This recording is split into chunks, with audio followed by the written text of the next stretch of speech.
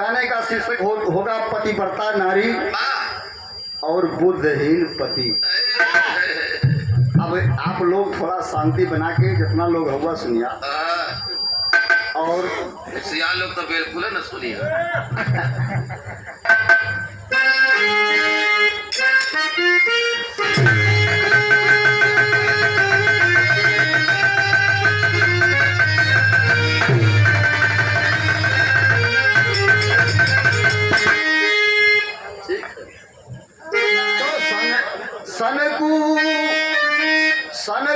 सन कातर ऐसन दुनिया में रहल ऊ जाने न दुनिया के कैसन ईमान बा। हर सिद्ध तू अरवा पे सनकू कहे, अरे हई सना रेड़वा के पेड़वा भइल खेत में पुरान बा। छाई हरियाली कहे दुल्हन बाकी, सनकू के दुल्हन बड़ी बुद्धिमान बा।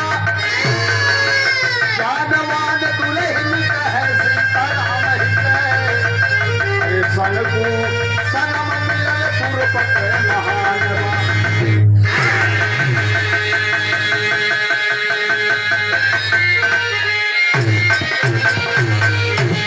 अच्छा भैया, एक बात बताइए, कुछ विधि की ऐसा विधान बहुत कम ऐसा भगवान जोड़ा सही लगाई देलन, लेकिन ऐसा जोड़ा जाता है। आप लोग देखिए, दुल्हन अगर खूबसूरत बा तो दुल्हा जौन बा एकदम चपरगंजू बा। यही से किसी ने कहा था कि देखा सुघर का बहावत बयासू, ऐसा कुछ हाल रहे। दुल्हन बहुत बुद्धिमान थी, लेकिन सनकुआ के दिमाग जब सनक जाए तो करे अपने वाली, वो अपने ही वाली करे। एगो लाइन है मास्टर जावर,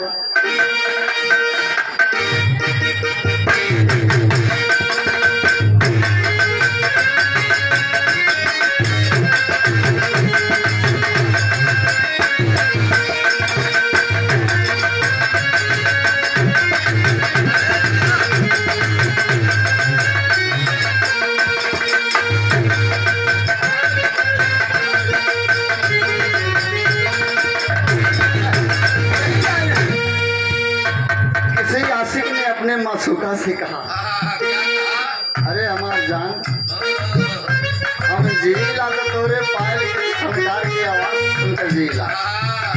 कहे कहा मतलब, कहे हाय रे तेरी, हाय रे तेरी, हाय रे तेरी पायल करे है जीला।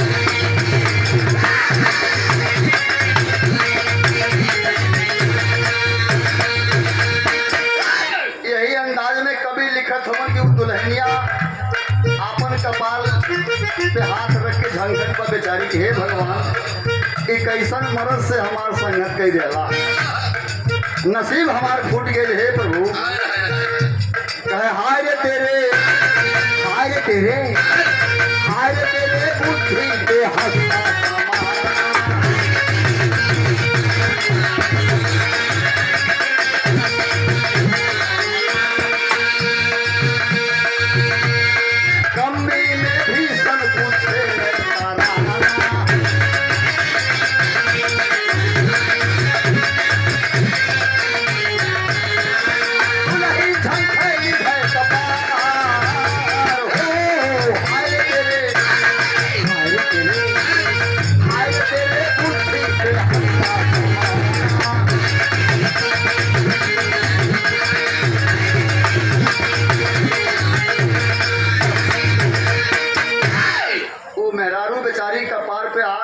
संग जी हे भगवान दुनिया अच्छा खासा खेती करे ले कि हमार दुल्हा तो पूरा घास उपजौले हमें जंगल झाड़ी उपजौले हमें जौन जमीन पर वो दुल्हिया अपने दुल्हा से कहत बा कि सैया ई कुल का झाड़ रखोले हवा एक एक काट के सफाई कराओ किसानी जैसे हम कही वैसे करा हमारे माइंड से किसानी हुई जाई के कि सारा जितना ऋण लगल बा खेत में लगौले हवा काट के सफाई करा दुल्हन के बात सुन के सनकुआ मान गए तो फैल का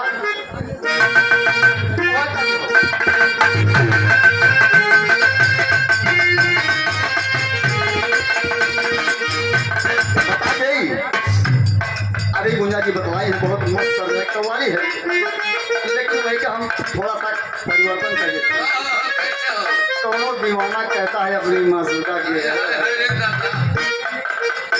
हमें तो लूट लिया लेकिन हम कहते हैं खुदा बचाए हम निकाली घटाओं से खुदा बचाए हम निकाली घटाओं से ऐसी घटाओं से खुदा बचाए हम निकाली घटाओं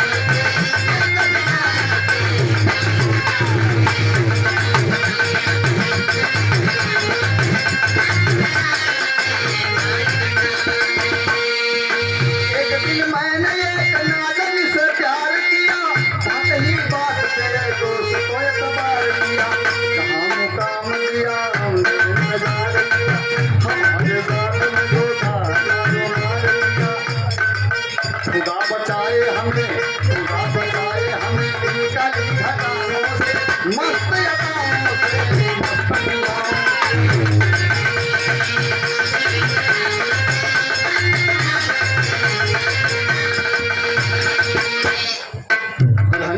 दुल्हन के बात सुनी सनकू असल का दुल्हन के बात सुन के सनकू असल का कुल्हाड़ी हाथ में लेके तुरंत लड़ाई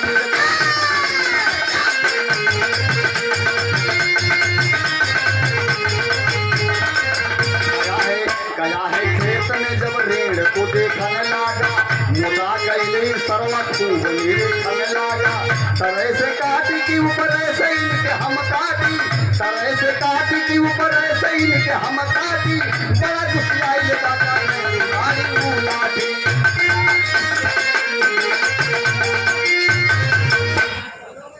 कहा था सनकुआ वो रेणवा के काटे जब गई कुल्हाड़ी के ले के अपने मेहरारू के बात मान के बाबूजी तो कहत बसारे के तरवे से काटी कि ऊपरा से काटी लेकिन काटे के खाती भीड़िए के जब कटतो बात कुल्हाड़ी उलाठी के काटत बा मतलब इतना ओकरे पास बुद्धि ना हो कि धार के बले काटल जाले कुल्हाड़िया के धरिया ऊपरा कह के वही लेके फसियावत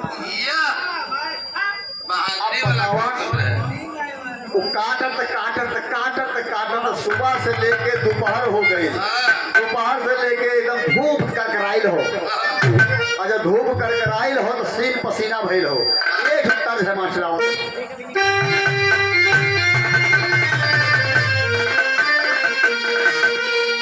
वह गीत हो कि उड़ैला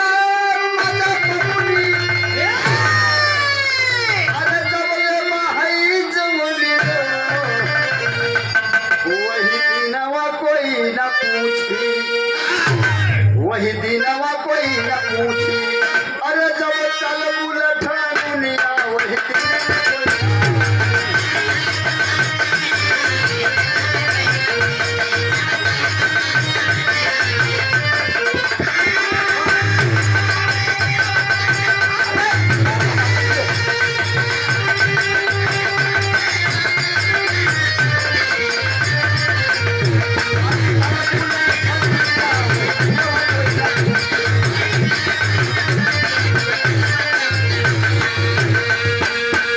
सनकुआ काट ना कोलस पे है बाबूजी और सारा कटी कैसे हूँ अब सीन पसीना लेके झंकत बा मने मन सोचत बा कि हे भगवान ये लागत सारा हमारे अंदर बुढ़ौती आ गई का एगो पेड़ सारा कटल ना हमरे अंदर कमजोरी आ गई हमरे अपने ही मर्दानगी पे शक करे लगल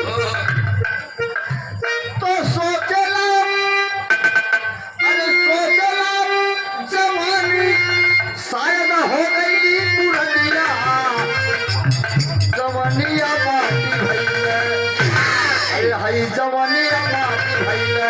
ना कमली का टलिया जावनिया बाटी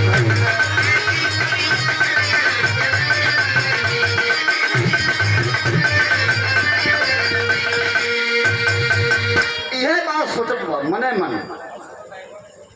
लेकिन भगवान संजोग से कुछ ऐसा काम कर देने बाबूजी जो अनहोनी हो जाए। खेतवा के मेड़वा पे बैठा खाई और रहिया से आवत एक छहाने लगे राई।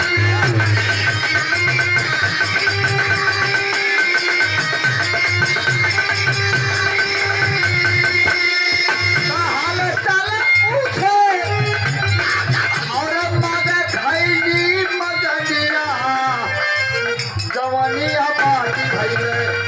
अरे नाच पवली का टनिया जवानिया बाटी भइले।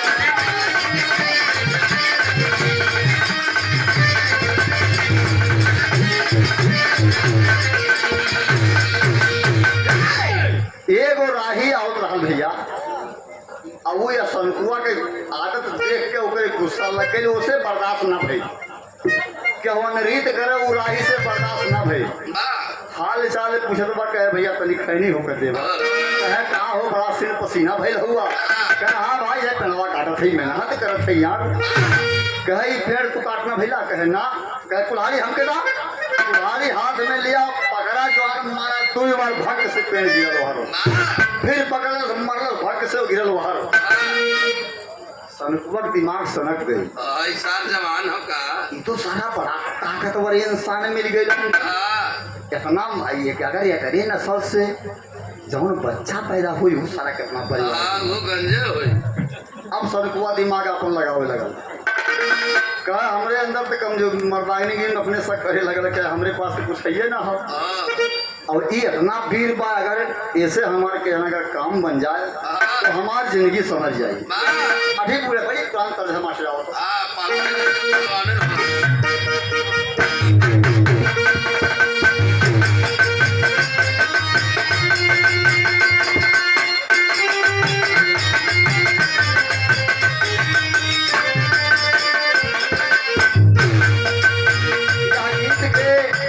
हमरे झिंगार मास्टर बहुत लहा के गाँव में आज तो है नहीं, भगवान के प्यारे हो गए हैं, खुदा के प्यारे हो गए हैं, लेकिन तो उसी मंजिल पे उसी रास्ते से हम सबको जाना है।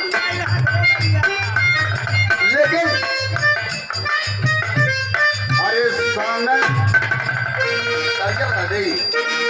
बता दी अरे काकरी पे काकरी धैलू काकरिया एक दिन रकरी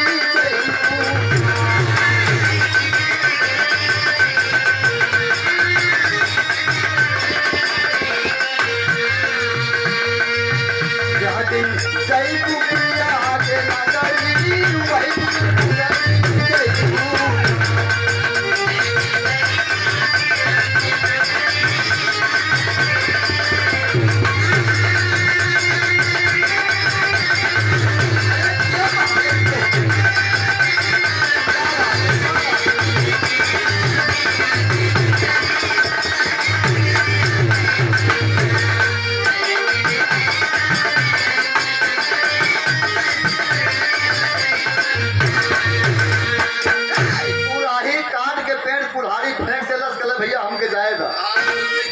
लेकिन सनकू का बात सुन के कहेला जवनवा कहे जनवा पाही में पालना तो देखा कहली रेणवा के कदनवा जनवा पाही में पालना। कहे काटे खातिर ताकत होके की चाहिए भाई, ऐसा कुदले अब से काम ना हुई। ये बाबू तो ये बात सुन के वो राही कहे ये भैया आपसे हाथ जोड़ते आप इतना बड़ा हमरे संगे उपकार कैला एक रात हमरे करे भैया तो कह भैया चलता मोरे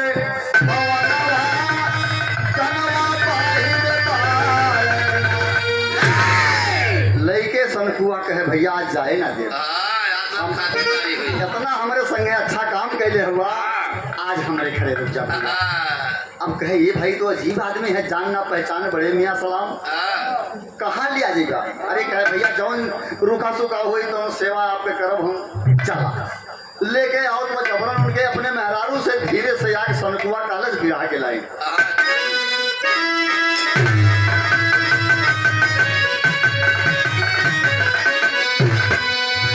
सनकुआ अपने मन में अपन गणित लगाओ तो बा, हे भगवान बड़ा उपकार कैला, आज भेज देला तब मिलन कोई रात में, सोचे मिलन कोई रात में। अरे सनकू सनक गए दिल में कैले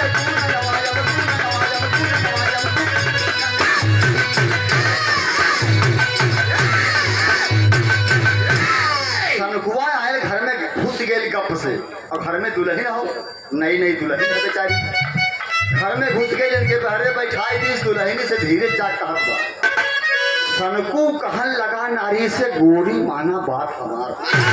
अरे यार दिन भर कटली हम पेड़वा के इशारा एक बार में दिया पवार। अरे कहा ऐसा लड़कवा देखली नहीं के, ऐसा पीले कतहु ना देखली, राती संग में करा गुजार। सुगर लड़कवा होई समझो ऐसे रानी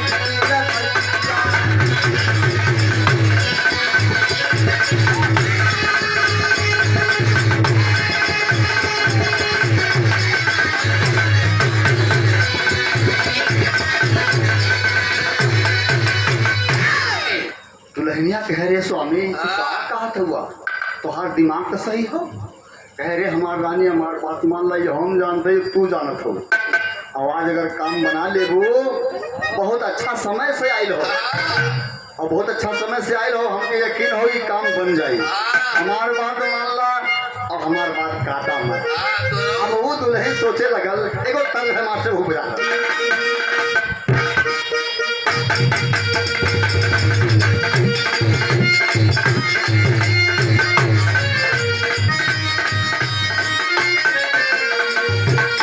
यह गीत हो बहुत पहले भोजपुरिया में लोग कुल लवंडे गौलन आर्केस्ट्रा में बहुत गौलन यह राजा राजा राजा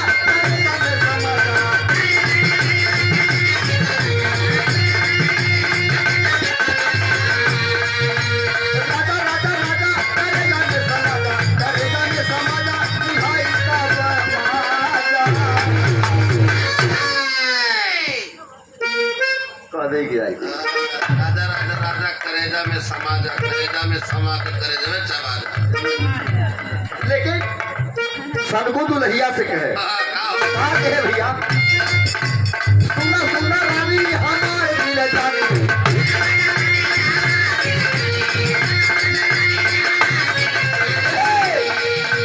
सुना सुना रानी हमारे दिल जानी, तोहरा मत सिंपल के आले आई अगर तू बात मान जाबू जान तो कटी है सुख में बुढ़ोती, कहत बानी सुना है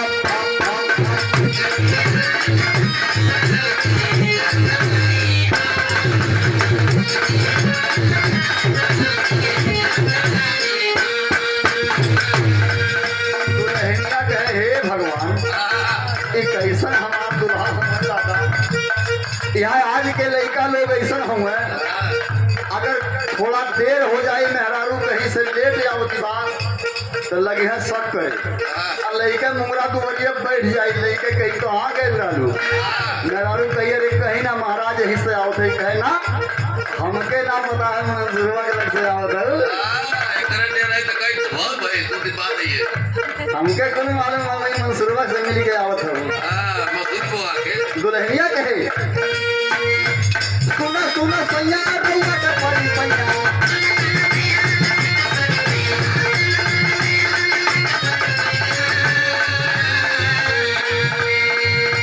सुना सुना सैया रउआ के परी पैया, तोरा के थोड़ा बुद्धि एक कर गो सैया। अरे वो ताकत बा जैसे तन बिकरा। हे हमार दादा, हमार भगवान, हे हमार स्वामी, ओकर तो देख के हमार शरीरिया भयभीत होता। अब आप कहा सुबह ओकरे संगे हम रात बिताने कहा, कम से कम आप दक्षेरा के मुंहवा तो देखा। अरे उताकत बा कैसे तन बिकरा, ये लगवाना चाहिए सुना हो।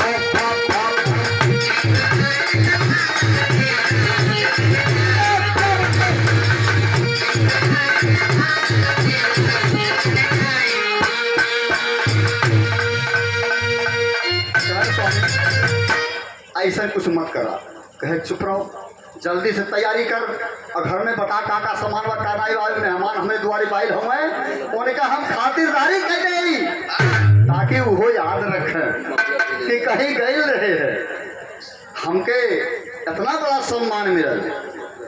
तो एगो तर्ज है मास्टर, दोनों दो नहीं कहे,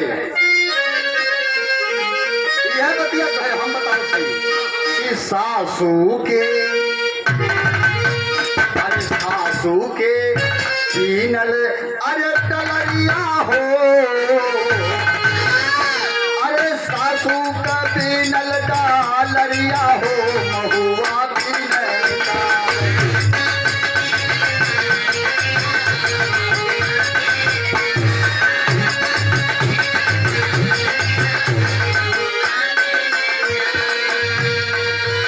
लेकिन सनकुआ कहे ये रानी, अरे भोजन का कारा तैयारिया हो, हमें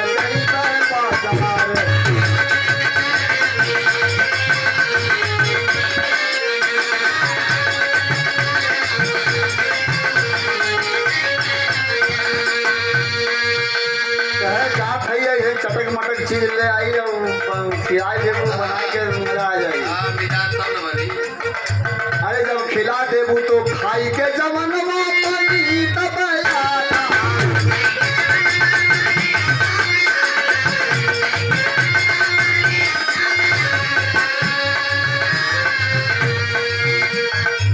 खाई के जमनवा टटी तब आया और गर्जी संभरिया में ले करके भागा।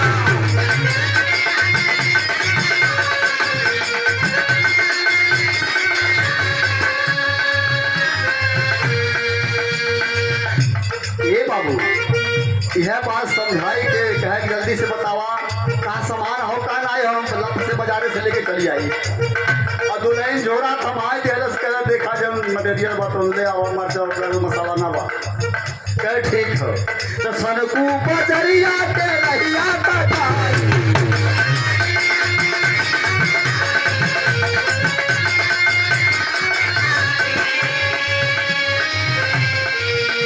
और गोलिया भवन में असिया बहाई।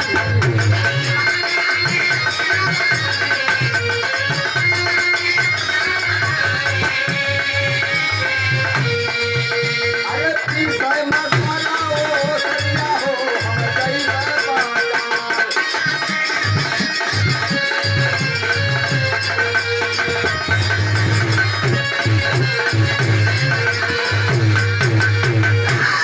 सनकुआ चल गई बाजारे और दुल्हनिया से कही कुछ ना जौन मसाला बताओ तब तैयार करो हम कुछ लेके आओ थे जौने से तनी शरीर गरमा जाए। और दुल्हनिया मसाला पिसत या तो झंझटी हुआ कि हे भगवान, यह बात सोच के रो दिया कि हे भगवान, जब हमारे स्वामी जो मेरे जीवन के जो साथी हैं, जब वही मेरे रक्षक हैं, वही मेरे भक्षक बन रहे हैं, तो हे प्रभु मेरी आबरू बचाइए स्वामी, नहीं तो मेरे पतिव्रता का क्या होगा। यह बात सोच सोच करके दुल्हनिया मसाला पीस दिया, घूंघट में बा और सुसुक सुसुक के रोवती बा। ई बतिया वो सरिया मुँह बैठल बा और टुकुर टुकुर ताकता, लागत दुल्हनिया कुछ रोवती बा, लागत दोनों प्राणी में कुछ भइल बा। तब आओ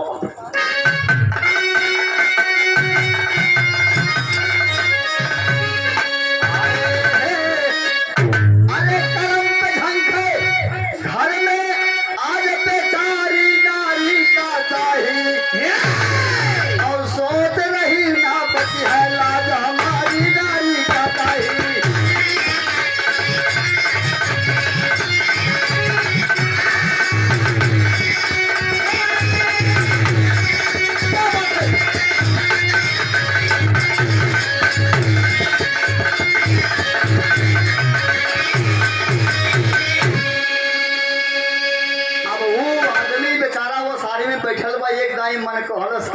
पूछ ली। फिर ओकर मन बिग ले लेलस कि ना पराई औरत है कैसे बात करी। लेकिन फिर आंसू देख के ना रह गई। वो कहलस कि बहुत आस अबला के देख के कहल लगा उराही हो कौन विपत में रोवेलू नैनन से आस बहाई हो।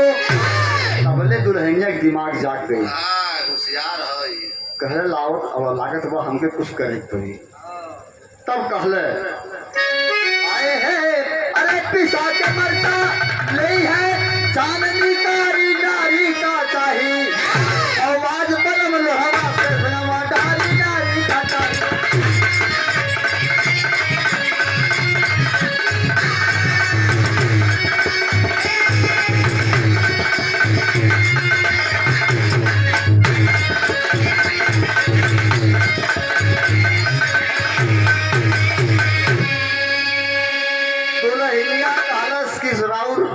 आपा के देख के हम रोत है। कह रे रे रे हमके देख के तू रोत हो। वो कहे भाई कहे हमारे जो राजा जी हमारे तो कुछ अलग मिजाज का हुआ है। यही मारे तोहके देख के हमके तरह से आवत हो जे केहू आवत है वो लिया के लेके आवेलन और हमसे रोज मसाला पिसई है।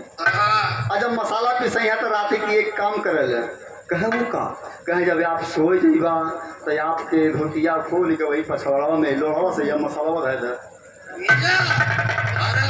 आपके पछवाड़ा में मरचा भर जाले।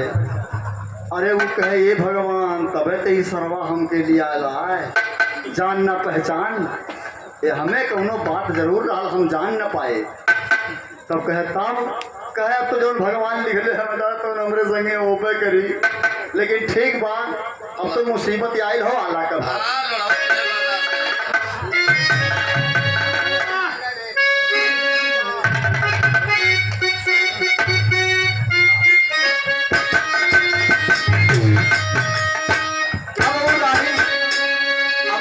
बेचारा बड़े मुसीबत में पड़ो। अब जान कैसे बचे अब अरे जैसे विपत्तिया पराल चंद्रमा पे भैया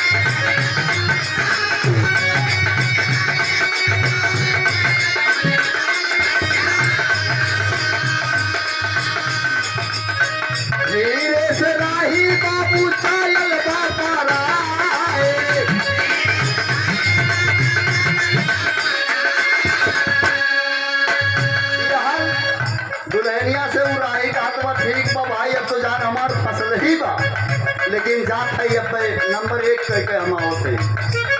अब यही बहाना से उराही अपन धीरे से कुछ होकर यहाँ से राह नाप गलो भगल धीरे से लंबा कदम बढ़ौलस यार भगलस तबले वो हर बजारिया से आई गई सनपुर भैया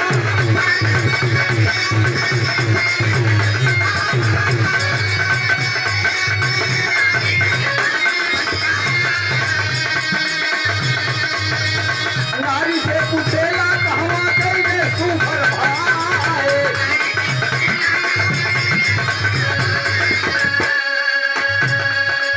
रोई रोई नारी का पाताल बुढ़ाल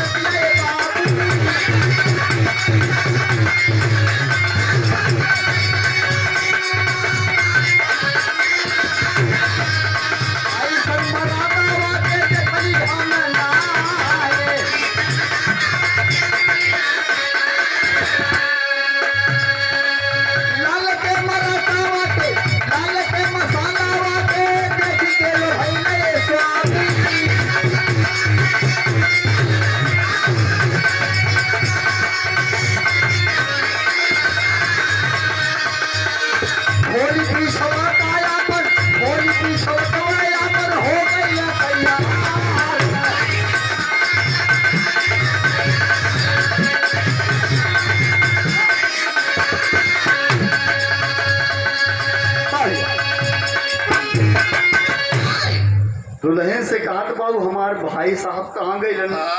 ये हमार जानू कहाँ गइलन? कहे भागा बउराई कैसने आदमी तू ले आयल रहे? कहे का भाई? कहे देखा हमसे जब काले रहा ओकरे लिए हम तैयार रहे, लेकिन आपके जाए के बद में वो अपन पिछवरवा खोल के हमरे अगवा आगे निहुर गए, हम मसाला पीसत रहे। कहे तब कहे कि दुल्हन वही लोढ़वा से वह मसाला धई के वही हमरे भाटिया में तनकी भर छोंक देती। ए स्वामी हमें इनकार कर दिए, जौन आप काले रहा वो काम करब, आप बात मानब कि उराही के बात मानब, और हमें इनकार कर दिए। पूरी सियाई के हो गए चला गई। कहे जा नासिब है तने खाती भाई साहब के सिवाय दिहलू, सारा मेहनत बर्बाद कर दिहलू। जल्दी से लो मसाला था कटोरा में मसाला दे दिहलस दुल्हन, और जल्दी से लो लादा लोला हाथ में लेहलस, और सनकुआ दौड़ौले बधेरे दौड़ल बा। भाई साहब दिखाए पर थोड़े दूर पे सनकुआ कहे रे भाई साहब, अरे भैया हम आए गए दादा, हम तुम्हार ख्वाहिश पूरा कर दे बाबू। हई देखा तवा में लेके आवत है बाबू, चलिए आओ भैया मान जा। अंतिम लाइन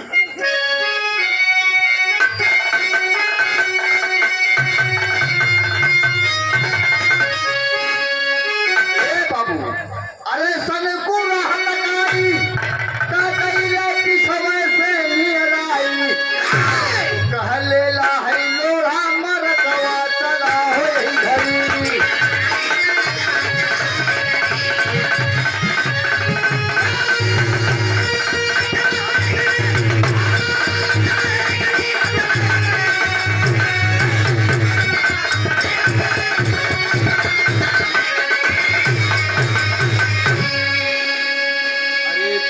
बाप जब आवाज उराही सुनलस तो आगे आगे भागे राही, सनकू पीछे से खेदे। अरे घूम के राही लखे तो पीछे उल्हा रहे लबे दे। अरे भागे पकड़े पीछे आवाज चला हो घर।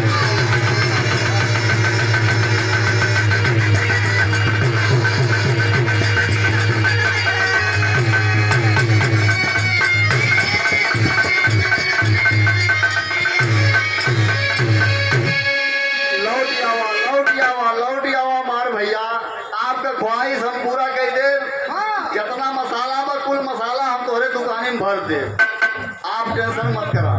लेकिन नुराही देखलस कह रे बाप रे बाप, ई दुल्हनिया सही कहत रहल, ई दुल्हनिया सही कहत रहल। तो हार मान के सनकू जब घरवा के वापस आई,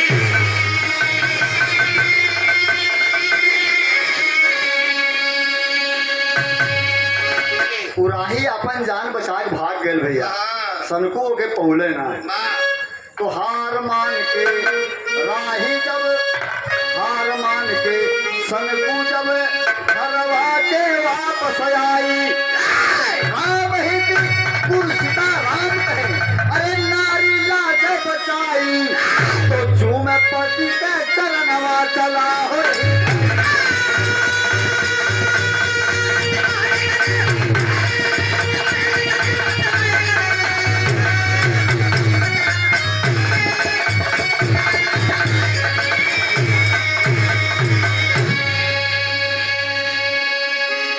उराई भाग गए दुल्हनिया से सनकुआ कहलस मारू बर्बाद कर दिलू। कहे स्वामी जायदा जवन कुछ बनौले है पकौले है चला दोनों प्राणी खाई जाई, और जवन भगवान लिखले हुई है वो केहू तो बस की बात नहीं है काट देना, मिट नहीं सकता कभी की जो लिखा तकदीर है। कहते हैं मिट नहीं सकता कभी की जो लिखा तकदीर है। आज इस मंच पर गुंजा मंसूर अली कपिल देव भाई की तस्वीर है। तो राम हित गुरु सीताराम, राम हित गुरु सीताराम, कपिल स्वर्ग सिधारी।